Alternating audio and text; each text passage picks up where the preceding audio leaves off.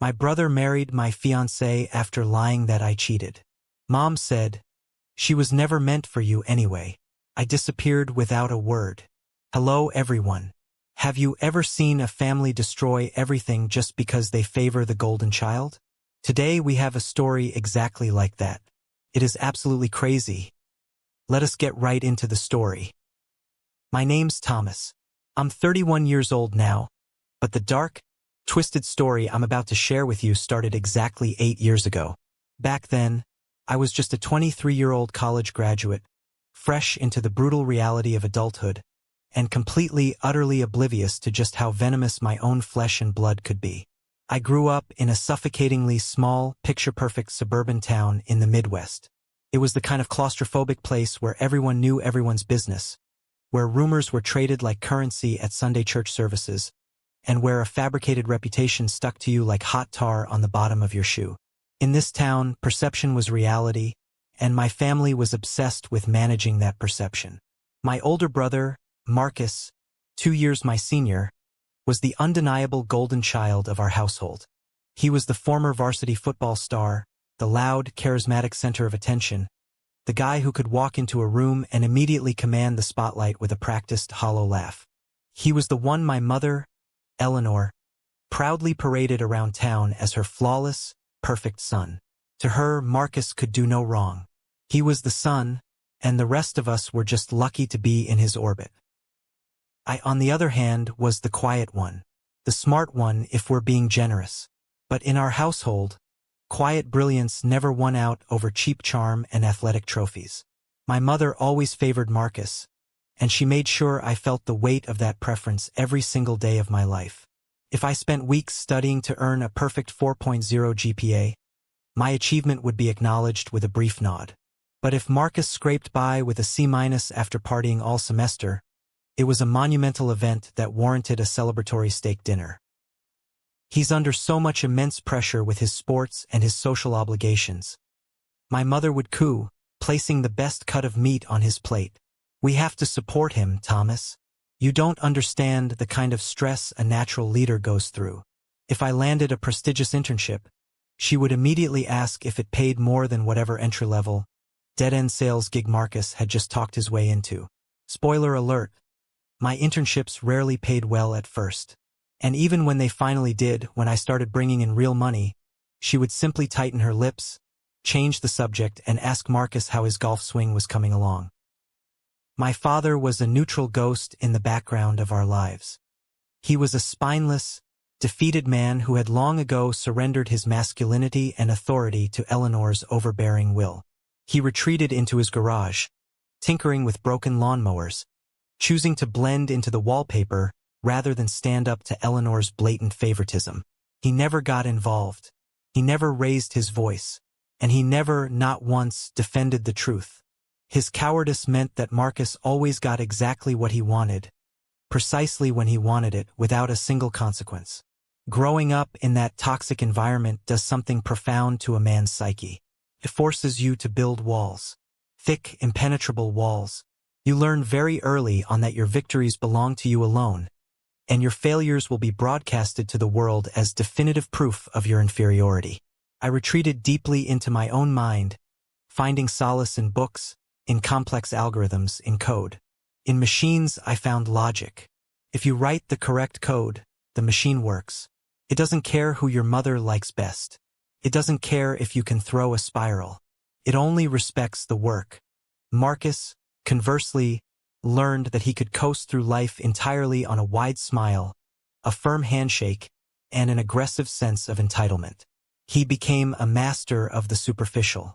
He was a man who built his entire identity on the applause of others. But beneath that charming, athletic exterior, he was completely hollow. He was an empty vessel, echoing with borrowed confidence and deep-seated insecurity. And that was the real darkness residing inside my brother. It wasn't just his arrogance. It was his insatiable, gnawing envy. Marcus couldn't stand the idea of me having something he didn't. Whether it was genuine respect from my professors, a quiet sense of internal peace, or eventually, the love of a good, honest woman, Marcus viewed my happiness as a direct insult to his supremacy. He needed to be the only winner in our family's twisted little hierarchy, and he was more than willing to burn my entire world to ashes to maintain that grand illusion. I just didn't realize how far he would go, how utterly depraved his jealousy had become, until the flames were already licking at my feet. I remember an incident when I was 16. I had spent 3 months building a complex robotics project for the state science fair. It was my masterpiece, my ticket to a potential scholarship. The night before the competition, Marcus came home drunk. He stumbled into the basement, tripped over a perfectly visible power cord, and sent the entire project crashing to the concrete floor, shattering it into hundreds of unsalvageable pieces. I was devastated. I stood there, trembling with rage, while Marcus just laughed, a cruel, mocking sound that still echoes in my head. When Eleanor came down to investigate the noise, she didn't reprimand him. She looked at the wreckage of my hard work, sighed in annoyance, and turned to me. "Well, Thomas, you shouldn't have left it so close to the walkway. Your brother is exhausted. Clean this mess up before your father gets home." That was the defining rule of the Bennett household. Marcus acts, Thomas pays the price. It was a rule I had learned to live with, a burden I carried in silence. But I never anticipated that this childhood cruelty would evolve into a calculated, sociopathic campaign to destroy my life as an adult. Wow, that was exhausting even reading it. That kid is so annoying and his mom is a crazy lady just demanding things because she thinks she has the right to them. How do you guys survive in a house where the parents always blame you for the golden child's mistakes? I met Sarah at the old municipal library downtown during the grueling winter of my final year of college. It was one of those torrential, unyielding Midwestern blizzards, and she had taken shelter in the narrow, dusty aisle dedicated to advanced computing theory, a section nobody ever visited. She wasn't an engineer. She was an art history major with a minor in literature, looking for a quiet corner away from the crowded main reading room. We bumped into each other, quite literally, knocking a massive stack of heavy reference books to the worn, water-stained carpet. As we knelt to pick them up, our hands brushed. She looked up, pushing a damp strand of dark hair out of her eyes, and smiled. From that very first, scattered conversation amidst the towering bookshelves, I knew she was fundamentally different from anyone I had ever known. Sarah was fiercely intelligent, carrying a delicate, refined grace, but what drew me in, what anchored me to her, was her profound, staggering empathy. She had this incredible, rare way of listening that made you feel like the noise of the entire world had completely stopped. She didn't just hear your words. She listened to the silences between them. She understood my quiet nature. She didn't demand me to perform or entertain her the way my family demanded. With Sarah, I didn't have to fight for space or relevance. She just naturally made room for me in her life. We started dating quietly. Our love wasn't the loud, obnoxious, social media-obsessed kind. It was deep, solid, and real. We spent hours talking about our futures, our dreams, the kind of home we wanted to build far away from the superficiality of my hometown. For the first time in my 22 years on Earth, I felt like a man who had a true partner. I felt seen. But my family, predictably, never fully warmed up to her. When I eventually brought her to our mandatory Sunday family dinners, the atmosphere would immediately shift, growing thick, tense, and toxic. My mother, Eleanor, would look Sarah up and down, her eyes scanning her modest, tasteful clothes like a barcode reader searching for a clearance price tag. "She's a sweet girl, Thomas," my mother would say to me in the kitchen, her voice dripping with that sickeningly sweet, condescending tone she reserved for her worst insults. But let's be realistic, honey. That background of hers, a public school teacher for a father and a mother who works at a bakery, is not exactly going to help elevate the family name, is it? You have a bright future ahead of you. You need a woman who understands corporate networking, someone from our country club circle. Sarah is just not really on our level, honey. I ignored my mother's elitist venom. I knew who Sarah was, and her worth wasn't defined by a country club membership. But Marcus took a different, far more sinister approach. Where my mother was coldly dismissive, Marcus was aggressively invasive. At first, it disguised itself as brotherly teasing, the kind of annoying banter you'd expect at a family gathering. But soon, the mask began to slip, revealing the predator underneath. I started noticing the way his eyes lingered on her when she walked into a room. I caught the subtle, hungry glint in his stare when he thought no one was looking, tracking her movements with an unsettling intensity. He would intentionally crowd her physical space, standing just a few inches too close when pouring her a drink in the kitchen, forcing her to step back against the counter. He started making off-color, humiliating jokes at the dinner table, designed specifically to emasculate me in front of her. "You know, Sarah," he chuckled one Thanksgiving, swirling a glass of expensive bourbon my father had bought specifically for him, "I'm genuinely surprised a gorgeous girl looking like you settled for the family spreadsheet calculator. I mean, Thomas is great if you need your taxes done, but a woman needs a real man, right? You sure you're not out of his league? 'Cause, I'm right here, single and very much available." My parents laughed. It was a hearty, genuine laugh from Eleanor, and a weak, submissive chuckle from my father, who stared intently at his mashed potatoes. I felt the heat rise in my neck. I slammed my fork down, the silver clinking sharply against the porcelain. I looked Marcus dead in the eye and told him to shut his mouth, the tension in the dining room snapping like a frayed steel cable. Marcus just threw his hands up in mock surrender, a smug, punchable smirk dancing on his lips. "Whoa, take a joke, little brother.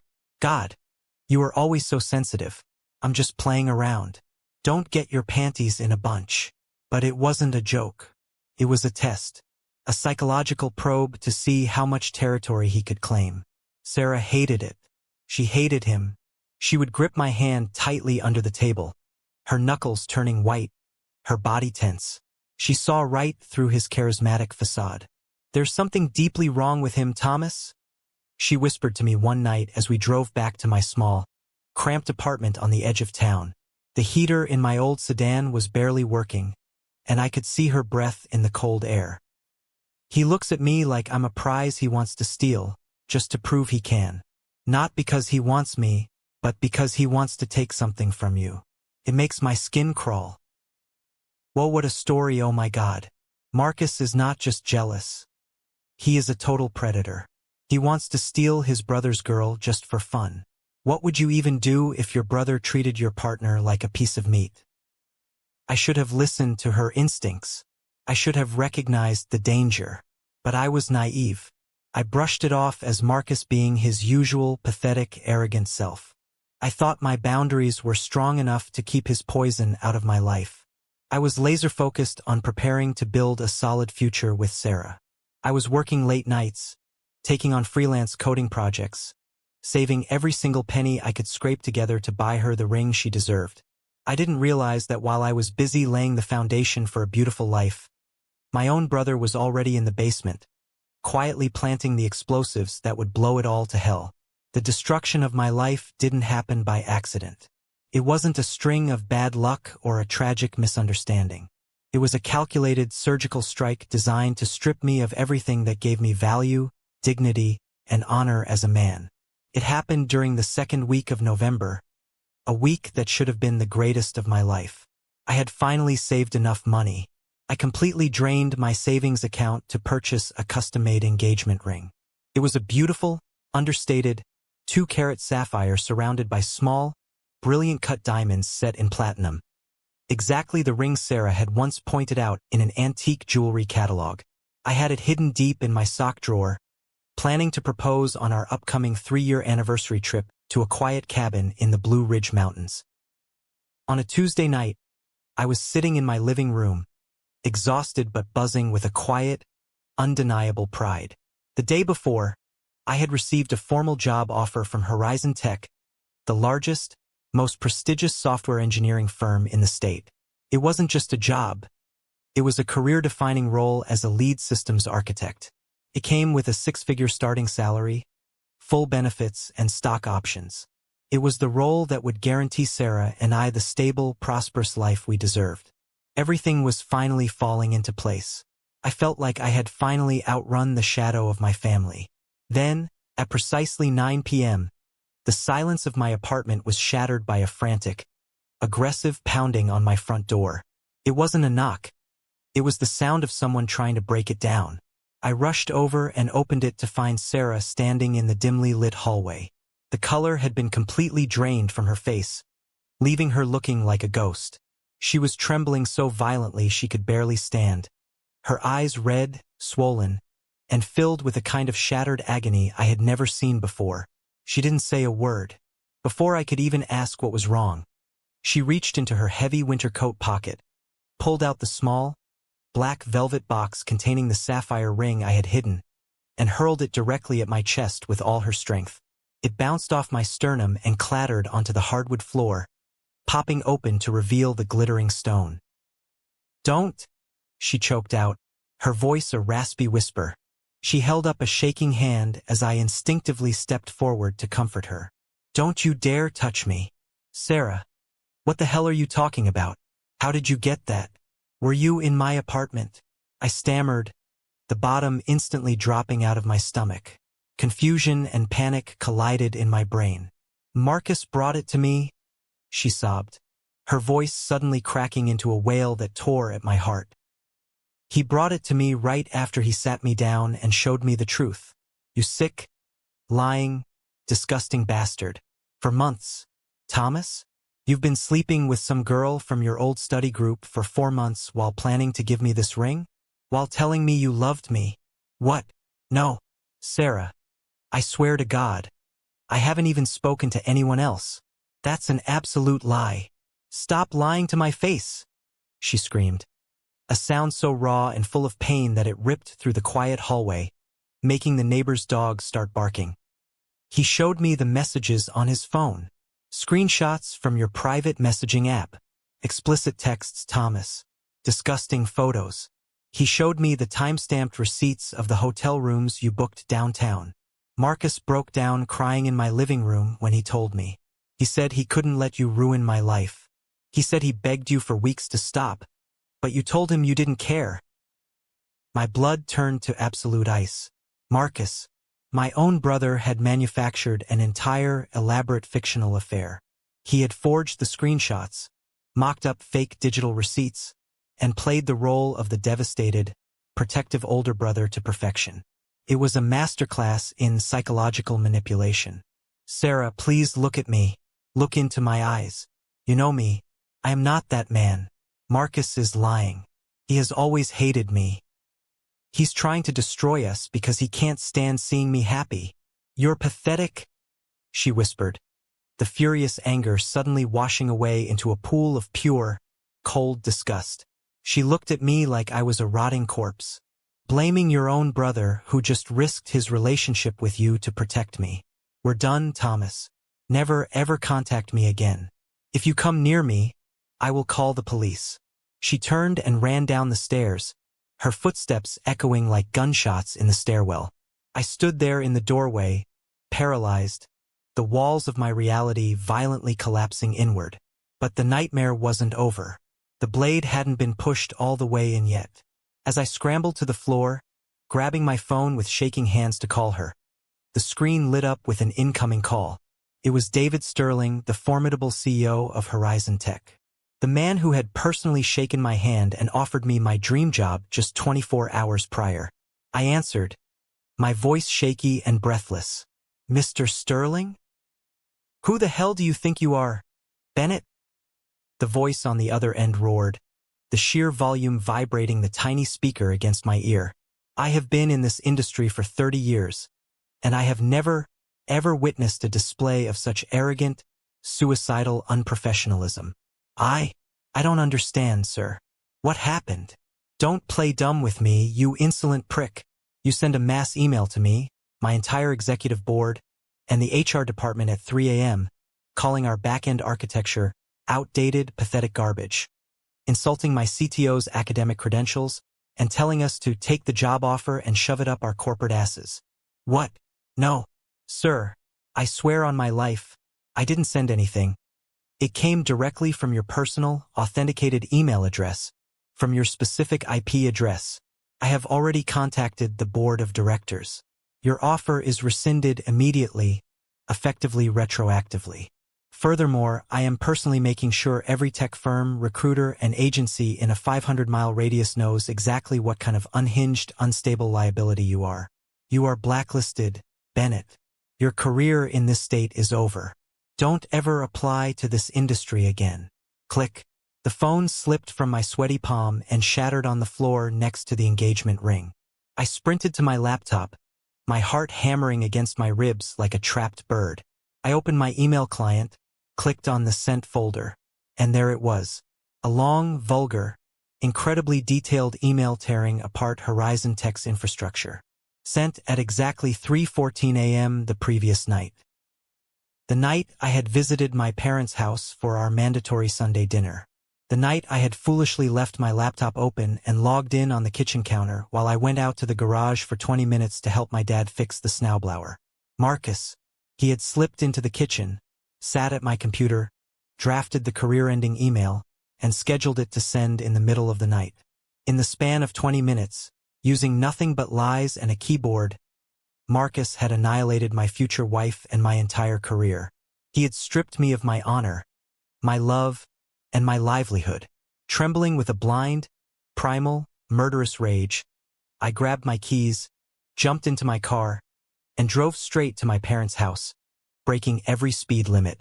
I kicked the front door open so hard the wood splintered, screaming Marcus's name at the top of my lungs. My mother, Eleanor, rushed out of the living room, clutching her pearls, her face pale with shock. "Thomas, what on earth is wrong with you? Are you on drugs? Where is he? Where is Marcus?" I roared, pacing the hallway like a caged animal. "He's not here. He went out with some friends." "Thomas, lower your voice. The neighbors will hear." I laid it all out. Sweating, shaking, I screamed about the fake texts, the stolen ring, the hacked email, the total, calculated destruction of my life. I expected shock. I expected her to be horrified by the monster she had raised. I expected a mother's outrage on behalf of her wronged son. Instead, Eleanor's expression shifted from shock to cold, irritated inconvenience. She crossed her arms, letting out a long, dramatic sigh. "Thomas, calm down. You're being completely hysterical," she said, her voice dripping with ice. "As for Sarah, I told you from the very beginning she wasn't meant for you anyway. You were forcing a square peg into a round hole. Marcus probably just saw the writing on the wall, saw how miserable you were going to be, and did you a favor. He's looking out for you. A favor. He ruined my life. And this job nonsense?" she continued, completely ignoring my pain. "If you couldn't even secure your own computer at a family dinner, how on earth were you going to handle the pressure of a real executive role? Clearly, you don't have the stomach or the intellect for the corporate world. You crack under pressure, Thomas. You always have. You should really look at your brother, Marcus. He knows how to navigate these things. He's a natural leader. Now, go home. Sleep it off, and stop acting like a lunatic." I stopped breathing. The rage instantly evaporated, replaced by a cold, suffocating void. I stared at the woman who gave birth to me, looking at her as if she were a stranger. And in that horrifying, crystal-clear moment, I realized the absolute truth. I had no family. I was standing alone in a house of vipers. And if I stayed, their venom would eventually kill me. This is insane. Marcus ruined his job and stole his girl. And the mother blames Thomas for leaving his laptop open? Not only is she an entitled mom, she is a horrible parent. Do you guys think there is any coming back from a betrayal this huge? The following 3 months were a rapid descent into a suffocating gray hell. I became a ghost haunting the cramped, depressing confines of my own apartment. I couldn't find work. David Sterling, the CEO of Horizon Tech, had made good on his vindictive threat. Every door in the state's tech sector slammed shut the moment they saw the name Thomas Bennett on a resume. I was blacklisted, radioactive. Interviews were canceled mid-sentence. Recruiters blocked my number. My calls to Sarah went straight to a disconnected tone. She had blocked me on every conceivable platform. She had moved out of her apartment, leaving no forwarding address. The few mutual friends we had looked at me with quiet, palpable disgust if I ran into them at the grocery store. They had all been completely poisoned by the masterful narrative Marcus had spun. I was the villain. I was the cheater, the psycho, the failure. I was drowning in an ocean of injustice, gasping for air in a world that had collectively decided my execution was justified. I stopped shaving. I stopped sleeping. I lived off cheap ramen and the rapidly dwindling remnants of my checking account. Then came the final, devastating blow, the one that severed my last remaining tie to humanity. It was late January, bitter cold outside. I was sitting on my worn-out sofa in the dark, staring blankly at the frost on the window, when my phone buzzed on the coffee table. It was a text from an old college buddy, Richard, one of the few guys who hadn't completely written me off, though he still kept his distance. "Hey man, I don't know if you've seen this yet. I debated sending it, but I figured you needed to know. I'm so sorry." Attached to the text was a screenshot of a Facebook post. It was a picture of Marcus and Sarah. They were standing on a snow-covered balcony of a fancy ski lodge, both bundled up in expensive winter gear, smiling brightly into the camera. Marcus had his arm wrapped tightly, possessively, around her waist. A sickeningly triumphant, predatory smirk was plastered on his face. He looked like a wolf that had just slaughtered the shepherd. Sarah was holding up her left hand, displaying the ring. My ring. The custom, 2-carat sapphire I had bought with my last dime. The one I had poured my heart into selecting. Marcus had somehow retrieved it from my apartment. I realized then that my mother had come by a week after the incident, claiming she wanted to check on my mental health. She had asked for a glass of water, and while I was in the kitchen, she must have swiped the velvet box from where I had left it on the dresser. She had stolen my ring and given it to her golden boy, so he could use it to propose to the woman he had stolen from me. The caption under the photo, written by Marcus, read, "Sometimes, fate has a funny way of bringing the right people together after a storm. I promised to protect her forever. She finally found a real man." I stared at the glowing screen for what felt like hours.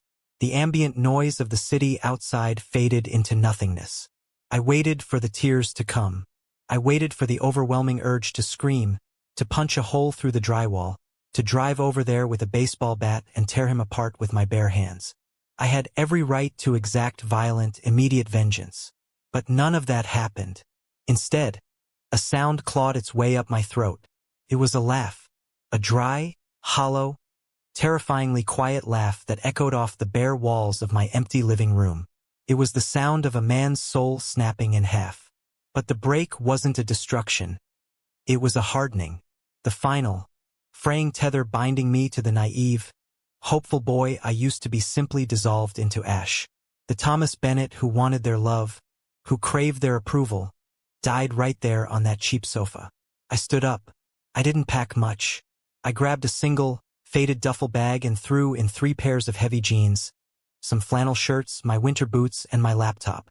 I left the television on the stand. I left the dishes in the sink. I left the memories rotting in the corners. I walked into the kitchen, pulled my phone out of my pocket, removed the SIM card, and snapped it in half with my thumb. I dropped the pieces down the garbage disposal and flipped the grinding switch until nothing was left but plastic dust. I took the last $800 I had to my name and walked 3 miles in the snow to a shady used car lot on the edge of town. I bought a rusted, beat-up 1998 Ford F-150 pickup truck. The heater barely worked, blowing lukewarm air, and the engine rattled like a box of loose bolts. I didn't care. It had 4 wheels, a full tank of gas, and it could take me away from the poison. I drove west. I didn't leave a note on the counter. I didn't send a goodbye email. I didn't offer any dramatic parting words to my parents. I just vanished into the cold, unforgiving Midwestern night. Let them fill in the blanks. Let them tell their country club friends I had run away in shame. Let Sarah believe whatever lies Marcus whispered in her ear. Let them believe the golden child had won the final victory. That night, as the state line disappeared in my cracked rearview mirror, Thomas Bennett the victim ceased to exist. I was a ghost, and ghosts have all the time in the world to haunt the people who put them in the ground. Freedom is utterly terrifying when it comes at the cost of everything you've ever known or loved. For the first 3 years of my exile, my life was a grueling, physically punishing marathon of survival. I had to violently shed the soft, intellectual skin of the suburban kid I used to be.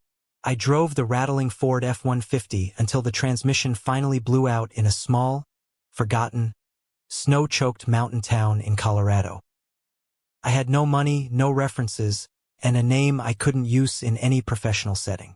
I took a job as a carpenter's apprentice at a local, independent lumber yard. The work was brutal, unforgiving labor. I spent my days hauling raw, heavy timber, breathing in thick clouds of sawdust, and swinging a framing hammer until my hands were covered in thick, bloody, unyielding calluses. When the lumber yard slowed down during the bitter winter months, I took a job driving long-haul freight trucks across the frozen, desolate stretches of the Midwest, fighting sleep deprivation, black ice, and the endless, lonely white lines of the highway. My body ached perpetually. Every muscle was pushed to its breaking point. But the intense physical pain was a necessary, welcome distraction. It kept the memories of Sarah's disgusted face and Marcus's smug smile at bay. I learned to find a dark solace in the absolute, deafening silence of physical isolation. Isolation strips away the noise of society. It forces you to look at the raw, unpolished, ugly core of who you are. And what I found at my core was a smoldering, inextinguishable rage. But I didn't let that rage consume me in a fiery explosion. I captured it. I compressed it. I weaponized it. Bitterness, when channeled with absolute, sociopathic discipline, is the greatest, most potent fuel on earth.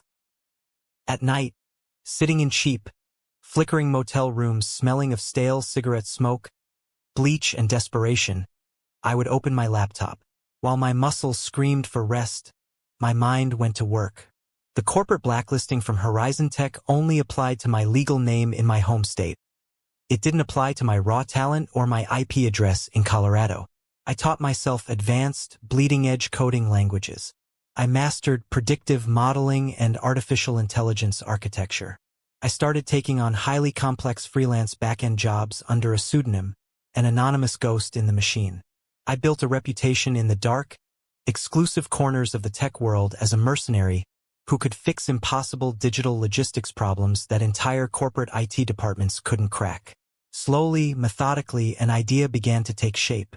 It was a concept born directly from the massive, glaring inefficiencies I witnessed firsthand while driving freight trucks and working in lumber supply chains. I began coding a proprietary platform that completely automated, optimized, and secured back-end logistics for massive B2B supply chains. It wasn't a flashy social media app or a trendy consumer video game. It was the vital, invisible digital plumbing that massive, multi-billion-dollar corporations desperately needed to survive in the modern era, and nobody else was doing it right. I partnered with a brilliant, reclusive systems engineer I met on a secure, encrypted developer forum. We pooled our meager resources, worked 100-hour weeks, and officially launched Apex Systems. I won't bore you with the exhausting, soul-crushing grind of building a tech startup from scratch. Let's just say that when you have literally nothing to lose, no family to go home to, and a fire burning in your gut that demands absolute, undeniable retribution, you don't sleep. You don't take weekends. You don't take vacations. You become an unstoppable machine. Apex Systems started small, quietly securing a few mid-level contracts with regional shipping companies. Then, the platform proved its staggering worth. Within 6 months, our software saved our first major corporate client $4.2 million in operational costs in a single quarter. Word spread like wildfire in a dry forest. CEOs talked to other CEOs. By my 6th year in exile, elite venture capitalists from Silicon Valley were practically beating down my door, offering blank checks and begging for equity. We refused them all. We bootstrapped it, keeping total control. By year 7, we aggressively acquired our 3 biggest competitors, absorbing their market share and integrating their tech into our unstoppable juggernaut. Now, exactly 8 years after I drove out of my hometown with $800 and a broken heart, I am 31 years old. Apex Systems is a silent giant in the software industry, operating out of a massive, sleek, glass and steel headquarters overlooking the city skyline. I am the CEO and majority stakeholder. I hold equity worth tens of millions of dollars. I wear custom-tailored Italian suits that cost more than my father made in an entire year of his miserable life. I sit at the head of boardrooms filled with powerful men twice my age, and when I speak, the room goes dead silent. I am a quietly, dangerously, immensely wealthy man. And the most beautiful, poetic part of it all? Not a single person back in my hometown. Not the CEO who wrongfully fired me, not the friends who abandoned me, not Sarah, and certainly not my mother or Marcus, knew a damn thing about what I had become. To them, I was still Thomas the coward, the loser who ran away into the night. But the universe has a funny way of bringing the past back to your doorstep. And this time, I wasn't the naive prey walking into a trap. I was the apex predator, waiting patiently in the tall grass, holding a loaded gun, and I was finally ready to pull the trigger. For 8 years, I lived in a state of absolute self-imposed radio silence. I didn't check their social media. I didn't reach out on holidays. To the Bennett family back in that suffocating Midwestern suburb, Thomas had simply ceased to be. I was perfectly content letting them live in their delusional bubble, completely unaware of the digital empire I had constructed from the ashes of my ruined life. I didn't need their validation. I didn't even need revenge. I was building something far greater than my past. But the past is a greedy, desperate thing. When it runs out of its own oxygen, it comes looking for yours. It started on a random Tuesday afternoon in late spring. I was sitting in my corner office, reviewing the finalized acquisition papers for a promising AI startup in Seattle, when a notification popped up on my private email server. It was an address I hadn't used in almost a decade, a dormant inbox I kept alive merely as a digital tripwire. The subject line read, "Family reunion, we miss you, Thomas." The sender was Eleanor, my mother. I leaned back in my leather chair, the leather creaking slightly in the quiet room, and stared at the glowing screen. The sheer, unadulterated audacity of it was almost impressive. I clicked open the message. It was written in her signature, sickeningly sweet tone, utterly devoid of any acknowledgement of the catastrophic betrayal that had driven me away. She cheerfully mentioned an upcoming, massive family reunion at the county park, rambling about how wonderful it would be to have the whole family back together.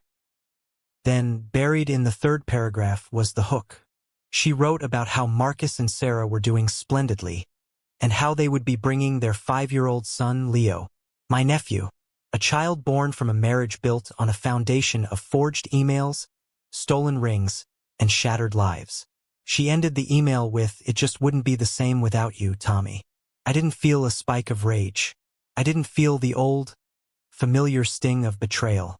What I felt was a cold, clinical curiosity. Why now? Why, after 8 years of treating me like a disgraced pariah, was she suddenly reaching out? When you run a major tech firm, you don't guess. You gather data. I forwarded the email to my head of corporate security, an ex-intelligence officer named Vance, and told him to quietly look into Marcus Bennett. I didn't want a surface-level Google search. I wanted a deep, invasive dive into his financial and personal footprint. I wanted to know the exact temperature of the hell my brother was currently living in. While Vance went to work, I made a phone call to Richard, my old college buddy, the one who had sent me the Facebook picture of the stolen ring 8 years ago. Richard still lived in the area and ran a local logistics company. We had reconnected a few years back when I silently funded a business loan he desperately needed, never telling him it was my capital. "Thomas? Holy hell, man. It's been a minute." Richard's voice boomed through my office speakers. After some brief catching up, I casually steered the conversation toward my brother. "Have you seen Marcus around lately?" Richard let out a harsh, barking laugh. "Seen him? Man, you can't avoid him. But it's not the old Marcus. The guy is a walking disaster zone. He's bleeding out, Thomas. He got caught up in some ridiculous crypto scam 3 years ago, thought he was a financial genius and leveraged everything he had. I'm talking second mortgages, draining his 401k, borrowing from shady private lenders. He lost his shirt." I leaned forward, my elbows resting on the mahogany desk. "And the house? Underwater, Richard replied, his tone turning grim. His BMW got repossessed right out of the country club parking lot last month. It was a spectacular public humiliation. But that's not even the worst of it. Rumor around town is that Sarah has completely checked out. She's been quietly asking around for a divorce lawyer. Marcus has been drinking heavily, getting aggressive. He's a sinking ship, man, and he's trying to drag everyone down with him. I thanked Richard and hung up just as an encrypted file from Vance hit my inbox. The data confirmed everything Richard had said, and then some. Marcus was approximately $400,000 in high-interest debt. He had been fired from his last 2 sales jobs for gross insubordination and suspected embezzlement, though charges were never formally filed. He was desperate. But Vance had flagged something else, something far more interesting. Over the past 3 weeks, there had been a sudden, unusual spike in traffic to Apex Systems' public-facing corporate website originating from an IP address traced directly to Eleanor's house, where Marcus and Sarah were currently living after being forced to downsize. Someone was using a VPN, clumsily trying to mask their identity, while searching the employee directories and investor relations pages of my company. Furthermore, a fake LinkedIn profile had recently viewed my heavily restricted, unlisted personal page. Clicked. The puzzle pieces snapped together with a satisfying, deadly precision. Marcus had figured it out. He had somehow connected the dots between the Thomas Bennett who fled town with $800 and the Thomas Bennett who now sat on the board of a multi-million-dollar software empire. The golden child was drowning in a sea of debt and failure, and he had looked across the water and seen the brother he crucified sitting on a throne of gold. The reunion invitation wasn't an olive branch. It was a desperate, pathetic attempt to lure the rich relative back into the fold so they could sink their leeches into my veins. They wanted a savior. They wanted a bailout. I smiled, the reflection of the computer screen catching the coldness in my eyes. I reached out to my executive assistant. "Clear my schedule for next weekend," I told her. "I'm going to a family picnic." The Bennett family reunion was exactly the kind of pretentious, performative circus I remembered. It was held at the sprawling Centennial County Park, a place where the local suburban elites rented out large, white event tents to showcase their manufactured success. The air smelled of expensive catered barbecue, freshly cut grass, and the suffocating scent of cheap perfume masked as luxury.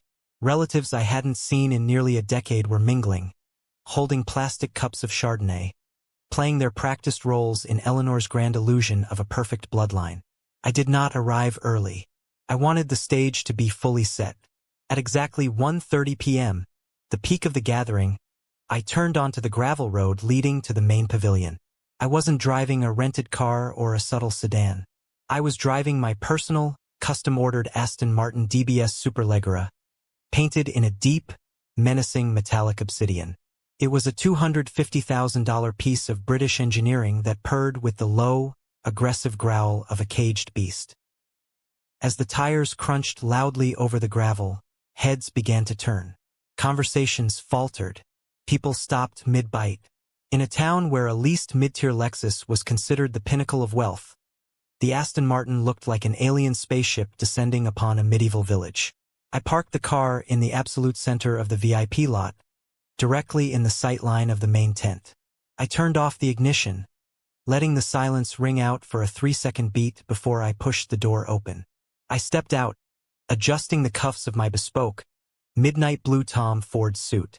I wore a Patek Philippe watch that cost more than the average American home. I didn't dress this way to be flashy. I dressed this way to establish an immediate, undeniable hierarchy. Power is a language, and I was speaking it fluently. As I walked toward the tent, I noticed a rusted, silver Dodge Caravan parked illegally 2 blocks down the road, its hood propped open with a stick, smoke billowing from the radiator. It was Marcus's junker. The golden boy had broken down on his way to his own coronation. I bypassed the welcome table completely. Relatives stared at me with wide, unblinking eyes, their mouths slightly agape. Aunt Michelle dropped a plastic fork. My cousin Greg spilled beer on his khakis. They recognized the face, but they couldn't reconcile it with the man. I wasn't the hunched, defeated boy they remembered. I walked with the heavy, unshakable posture of a man who owned the ground he stepped on. I spotted Eleanor standing near the small wooden stage set up for speeches. She was frozen, her perfectly manicured hand clutching a wine glass so tightly I thought the stem might snap. Standing next to her, looking sweaty, disheveled, and pale with a mixture of terror and envy, was Marcus. His cheap suit jacket was stained with grease from his broken-down van. And standing a few feet behind him, holding a small boy with messy brown hair, was Sarah. Sarah looked older, worn down by years of carrying a deadbeat husband, but her eyes, those sharp, empathetic eyes, were still the same. When she saw me, all the color drained from her face. She looked at me like she was seeing a ghost rising from a grave she had helped dig. I walked straight past them, offering no greetings, no hugs, no smiles. I picked up a glass of sparkling water from the catering table and stood at the edge of the crowd, waiting. Eleanor, desperate to regain control of the narrative, rushed to the microphone. She tapped it twice, forcing a wide, painfully artificial smile. Attention, everyone, please gather around. What a truly blessed day. We have so much to celebrate. We have family from out of state. We have beautiful children running around. And she swallowed hard, her eyes darting toward me. And we have my youngest son, Thomas, who has decided to join us after a long period of finding himself. A few awkward, scattered claps echoed under the tent. Marcus glared at the ground, his jaw clenching so hard the muscles ticked. Families go through hardships, Eleanor continued, her voice rising in a syrupy, theatrical cadence. We have misunderstandings, but we are Bennetts. We forgive. We move forward. And today is about honoring those who lead this family. I want to raise a glass to Marcus, who has faced such unfair struggles recently, but continues to be the strong, protecting pillar of his home. Stop. The word wasn't yelled. It was spoken clearly, firmly, and it cut through the humid afternoon air like a straight razor. Everyone turned. It wasn't me who had spoken. It was Sarah. She stepped out from behind Marcus, handing the little boy, Leo, to a bewildered aunt. Sarah walked directly to the front of the stage, her chest heaving, her hands trembling, but her eyes blazing with an absolute unrestrained fury. Sarah, honey, sit down. You're ruining the speech, Eleanor hissed, trying to grab her arm. Sarah yanked her arm away. She snatched the microphone from Eleanor's hands. The speaker let out a loud, painful screech of feedback, silencing the entire park. I am done, Sarah said, her voice shaking with adrenaline, echoing across the silent crowd. I am absolutely, utterly done covering for this family's lies. Marcus lunged forward, panic twisting his greasy face. Sarah, shut your mouth. You're making a scene. Don't you dare tell me to shut up, she screamed directly into the mic. She turned to the crowd, pointing a trembling finger squarely at Marcus's chest. You all think Thomas ran away because he was a cheater. You all think Marcus is some kind of hero who protected me. It's a lie. All of it was a lie. Gasps rippled through the audience. Eleanor looked like she might faint. I stood perfectly still, sipping my water, watching the beautiful, chaotic unraveling of their empire of dirt. Marcus lied to me, Sarah sobbed, the dam finally breaking. 8 years ago, he showed me fake text messages. He forged receipts. He manipulated me into believing Thomas was sleeping with someone else. He stole Thomas's engagement ring, the one on my finger right now, and pretended he bought it. And that email that got Thomas fired? Marcus sent it. He snuck onto Thomas's computer in the middle of the night and destroyed his career just because he couldn't stand seeing his brother succeed. The silence under the tent was absolute. You could hear the wind rustling the oak leaves. Marcus stood frozen, his face burning a bright, humiliating crimson. He looked around wildly, begging for someone, anyone, to defend him, but the crowd was horrified. I have lived in a nightmare for 8 years, Sarah wept, her voice dropping to a broken whisper. I married a monster because I believed his lies. And you, Eleanor, you knew. You knew he stole that ring and you helped him hide it. You sold me a lie. She dropped the microphone. It hit the wooden stage with a heavy thud. She walked off the stage, grabbed her son, and marched straight toward the parking lot without looking back. Yes, Sarah. Tell them the truth. If you thought the betrayal was annoying, stick around because the payback is amazing. Eleanor and Marcus are finally exposed in front of everyone. How loud would you scream at them if you were in Sarah's shoes? Marcus was hyperventilating. Eleanor was gripping the podium, hyperventilating. The entire family turned their gaze slowly from the disgraced golden boy to me. They were waiting for an explosion. They were waiting for me to scream, to throw a punch, to claim my righteous vengeance. I did none of those things. I walked slowly to the stage. I bent down, picked up the microphone, and tapped it once. I looked out over the sea of faces, the aunts who had gossiped about me, the cousins who had mocked me, the mother who had discarded me. I didn't come here today to clear my name, I said, my voice smooth, calm, and utterly devoid of emotion. That would imply that I care about the opinions of anyone standing in this tent. I don't. I looked directly into Marcus's terrified, bloodshot eyes. I just came to see if the clown was still putting on a show, and to see if you people were still stupid enough to applaud him. I didn't wait for a reaction. I placed the microphone gently on the podium, turned my back on my family, and walked to my Aston Martin. I started the engine, the roar shattering the stunned silence of the park, and drove away, leaving them standing in the absolute wreckage of the truth.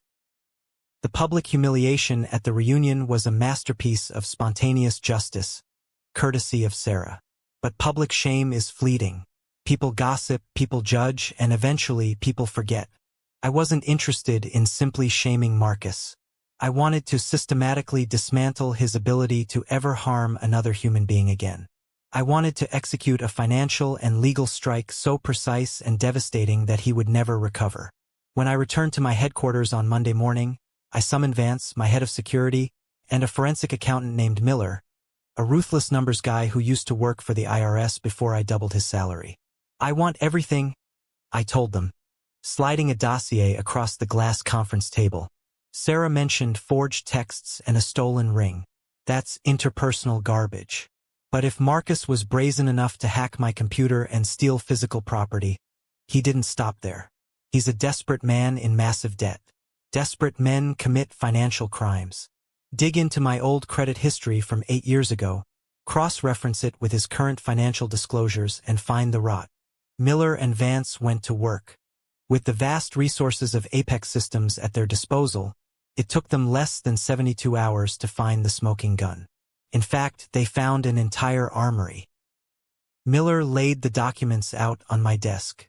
It's worse than we thought, Thomas. Your brother didn't just steal your fiancée. He stole your legal identity. Miller pointed to a series of heavily redacted bank statements. 7 years ago, shortly after you left the state, Marcus used your social security number, which your mother likely provided or left accessible, to take out 2 unsecured personal loans totaling $45,000. He used a fake out-of-state address and an email account designed to look like yours. He forged your digital signature on the loan agreements. My jaw tightened. What happened to the loans? He defaulted on them after paying just enough to keep the hounds at bay for a year, Miller explained. It went to a collections agency. Since you had vanished and weren't checking your credit in that state, you never saw the hit. The debt was eventually written off as a total loss by the creditor. But the digital footprint, the IP logs tying the applications to Marcus's devices, are crystal clear. It's textbook, felony-level identity theft and wire fraud. And the ring? I asked. Vance slid a piece of paper forward. I tracked down the jeweler. They keep extensive physical and digital records. The custom sapphire you bought? You paid for it in full, but the pickup signature on the delivery manifest doesn't match your handwriting. It matches Marcus's. He committed grand larceny and forged a signature to obtain goods valued over $10,000. I leaned back, steepling my fingers. I had him. I had enough hard, incontrovertible evidence to send my brother to a federal penitentiary for a very long time. I could call the police right then, hand over the files, and let the justice system grind him into dust. But putting him in a cell was too quick. Too easy. If he went to prison, Eleanor would just turn him into a martyr. She would blame me for ruining his life. No, Marcus needed to feel the terror of the trap closing around his ankle. He needed to look the executioner in the eye and know exactly who was pulling the lever. Fate, as it turned out, possessed a deeply twisted sense of humor. 2 days later, my VP of Human Resources walked into my office, looking perplexed. "Thomas, we have an unusual situation. We just posted a listing for a mid-level project management position at Meridian Tech." Meridian Tech was a small, seemingly independent software consulting firm that Apex Systems had quietly acquired the previous year. It was a shell company, operated out of a nondescript building downtown, entirely owned by me, but completely disconnected from the Apex brand name in any public filings. "And," I asked. "We received an application," the VP said, handing me a printed resume. "The applicant is highly unqualified, but his name caught the automated flagging system we put in place for your background checks. The name is Marcus Bennett. Your hometown. The algorithms suggest he might be a relative." I took the resume. I read through it, my blood running cold with dark amusement. It was a masterpiece of absolute fiction. Marcus had filled it with meaningless corporate buzzwords: synergy, cross-functional leadership, scalable growth initiatives. He even had the audacity to list his consulting work on a logistics app that sounded suspiciously like the concept I had developed before I left town. He was applying for a job in my empire, completely oblivious to the fact that I was the emperor. He was drowning, and he was trying to climb aboard my ship to save himself. "Set up the interview," I said, handing the resume back to the VP. "Sir, he's wildly unqualified. He doesn't have the technical background." "I don't care," I interrupted, my voice dropping an octave. "Put him through the standard initial phone screening to make him think he's a legitimate candidate. When he passes that, invite him in for an in-person, final round interview this Friday at the Meridian building.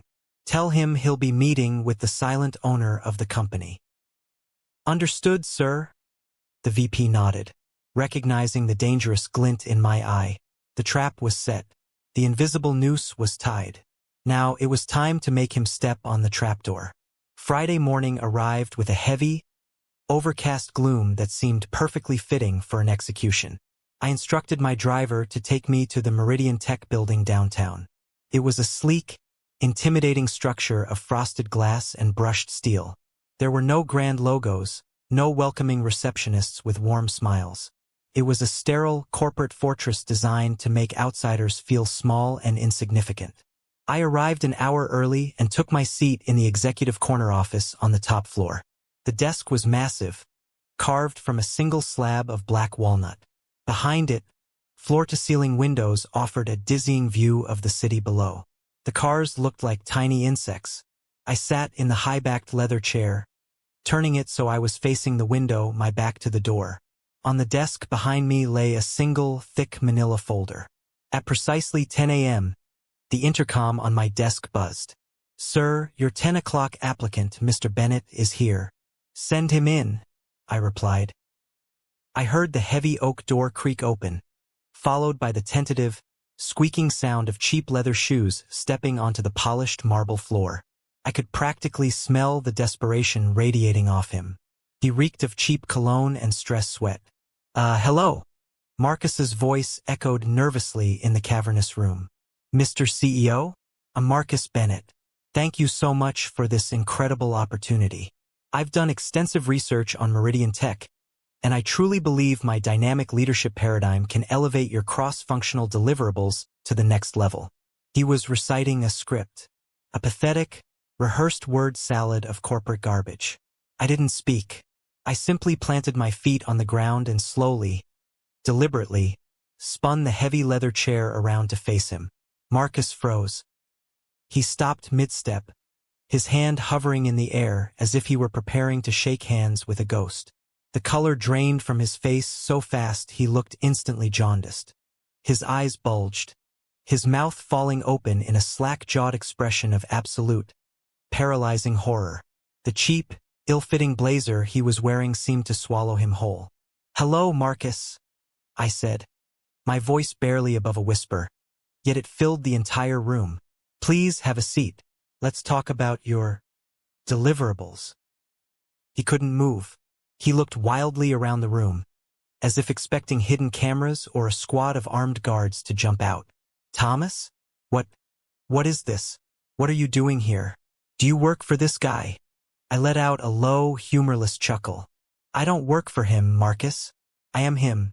Meridian Tech is a wholly owned subsidiary of Apex Systems. My company. My empire." I gestured to the leather chair opposite the desk. "Sit down." His knees visibly buckled. He practically collapsed into the chair, gripping the armrests with white knuckles. You own this? All of this?" His voice was a pathetic squeak. The reality of the power dynamic was crushing his chest. The brother he had mocked, the brother he had destroyed, was now sitting on a throne he couldn't even comprehend. "I didn't bring you here to gloat about my bank account, Marcus," I said, leaning forward, resting my forearms on the black walnut. "I brought you here to talk about your resume. It's fascinating reading, especially the parts where you claim to have ethics and integrity." "Thomas, listen," he stammered, holding his hands up defensively, the old, arrogant facade completely shattered. "About what Sarah said at the park. She's crazy, man. She's just trying to turn you against me because we're having marital problems. I swear, I didn't." I slammed my open palm onto the desk with a sound like a gunshot. Marcus flinched violently, pressing himself back into the chair. "Do not insult my intelligence," I growled, all pretense of politeness vanishing. I reached for the thick manila folder and flipped it open. "This isn't about the fake texts, Marcus. That was child's play. I'm talking about federal crimes." I slid a piece of paper across the smooth wood. "Document 1. A $25,000 unsecured loan from First National Bank, taken out 7 years ago. The applicant name is Thomas Bennett. The social security number is mine. But the IP address used to file the application traces back to a laptop registered in your name." Marcus stared at the paper, his lips trembling. A bead of sweat rolled down his temple. I slid a second paper forward. "Document 2. A $20,000 loan from a private lender. Same SSN. But this one has a physical signature. A horribly forged attempt at my handwriting." I slid a third paper, a high-resolution photograph. "Document 3. The pickup manifest from Sterling Jewelers.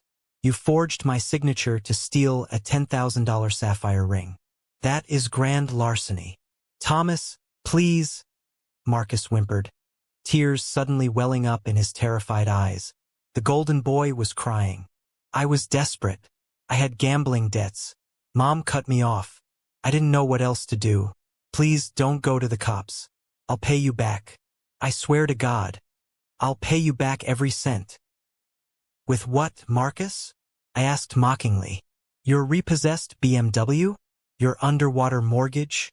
You are a financial black hole. You couldn't pay me back if you lived 1,000 lifetimes." I stood up, towering over him. "I have a team of corporate lawyers who could have you indicted, arrested, and denied bail before the sun goes down today. You are looking at a minimum of 10 years in federal prison for identity theft and wire fraud." He put his head in his hands and openly sobbed. "Please, Tommy.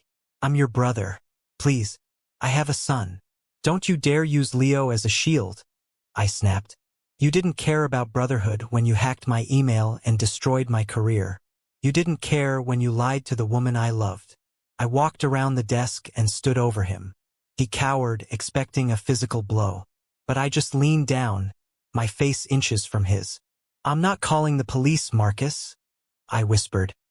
He looked up, a pathetic glimmer of hope in his wet eyes. You're not." "No," I said coldly, "because going to prison gives you a roof over your head and 3 meals a day on the taxpayer's dime. It gives Eleanor a reason to cry to her friends about her martyred son. That's too easy for you.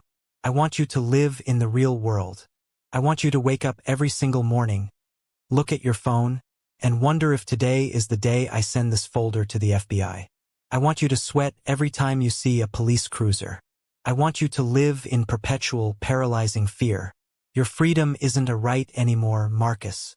It's a privilege that I allow you to have, day by day. Oh man. Keeping him out of prison just to make him live in fear every single day. That is dark, but he completely deserves it. Thomas just ended him with words alone. What is your limit before you completely cut off a toxic relative? I pointed to the heavy oak door.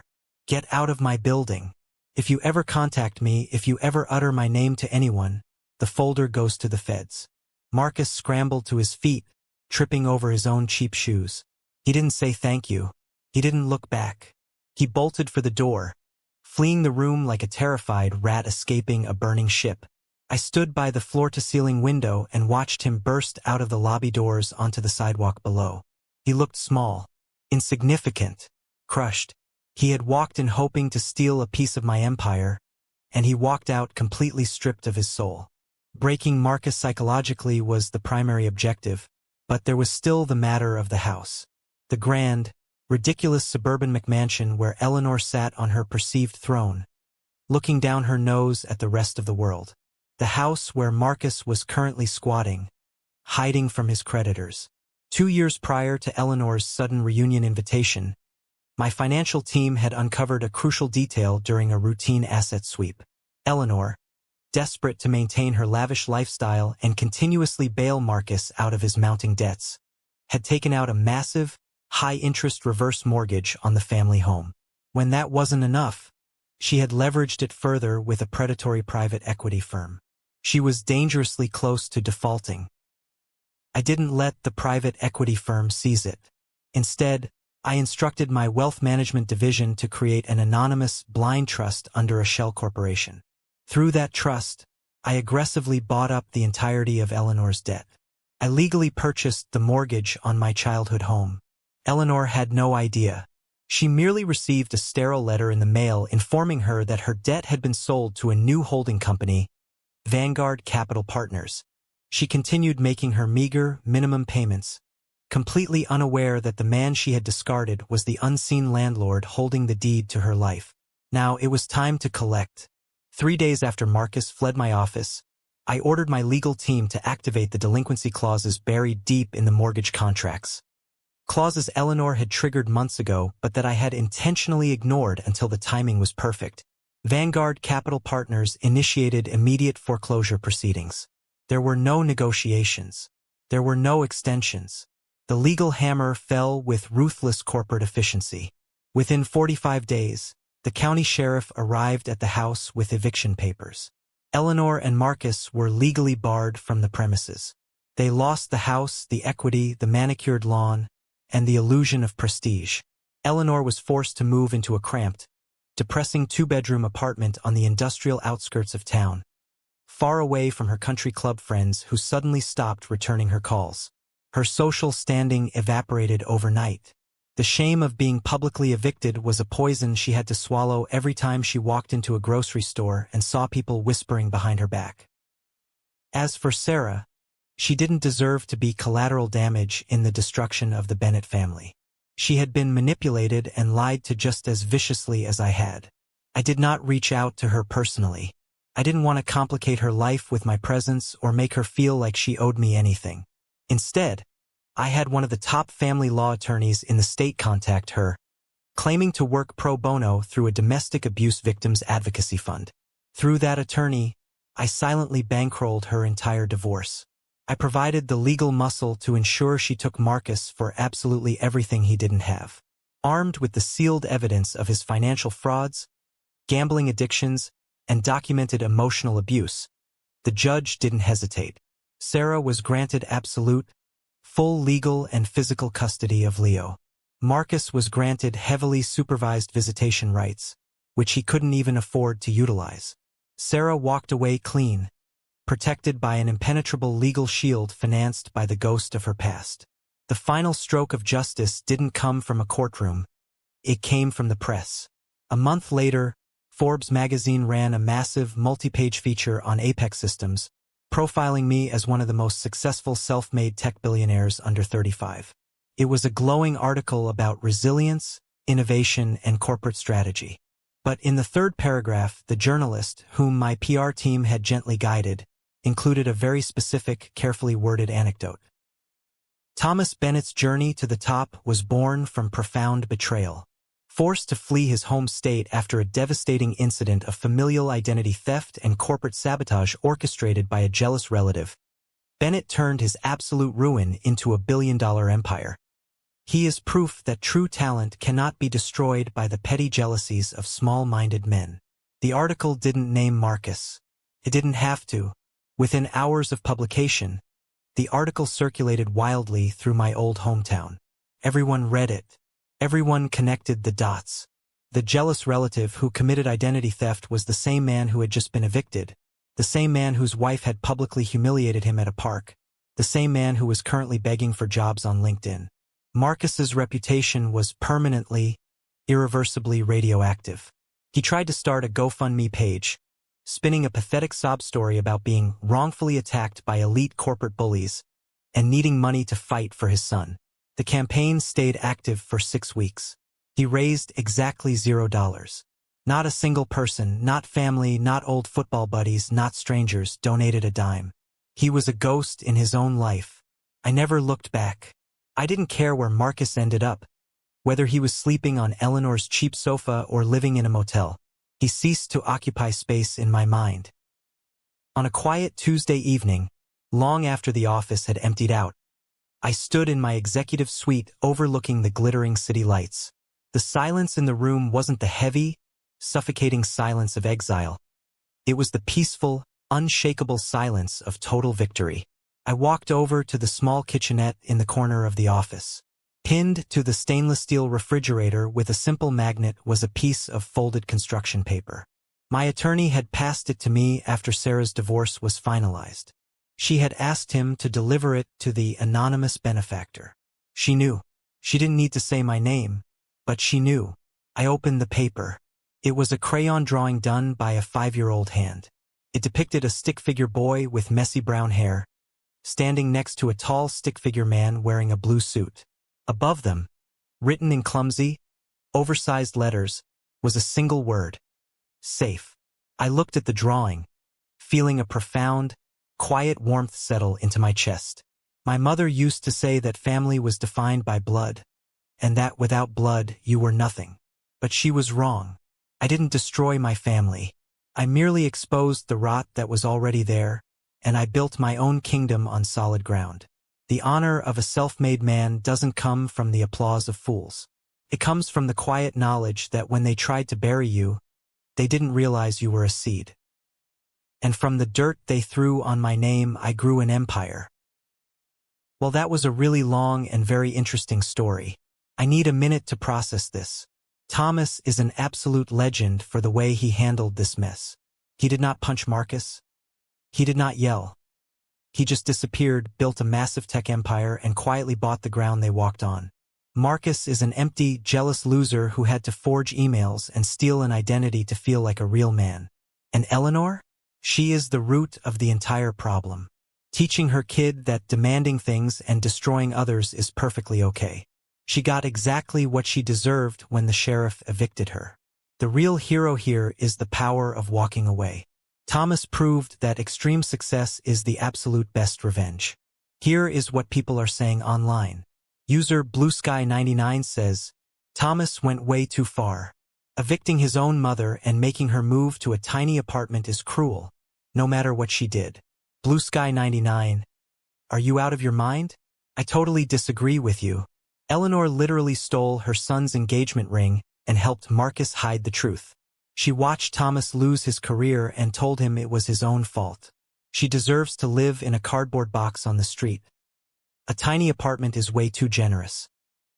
Another user named Real Talker says, Sarah is also guilty. She should have trusted Thomas and let him explain instead of throwing the ring at his chest. Okay, Real Talker, I hear you, but look at the context here. Marcus forged digital receipts, fake text messages, hotel bookings, and the mother confirmed all the lies. It was a perfect, deadly trap. Sarah was a victim of a sociopath who played on her empathy. She stood up and destroyed him at the family reunion. So she definitely earned my respect back.